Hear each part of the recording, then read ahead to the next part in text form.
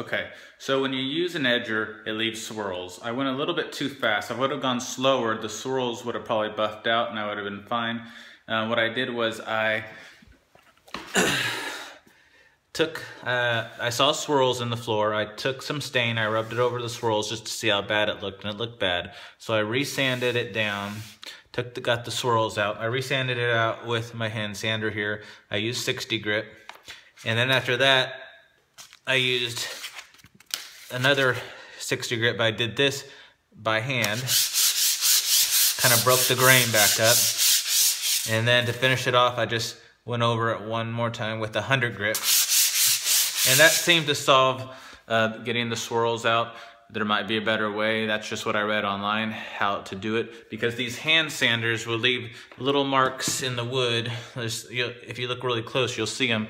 And you need to sand those out. And that's why I use the 60 grit, then last one more time with the 100 grit. Hope that made sense.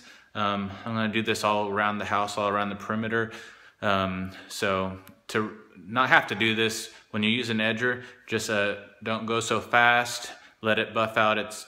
When it's taking off all the old poly off the floor, you're refinishing, kind of let it also buff out the scratches as well. And you shouldn't have to do this, or at least as much as I'm doing.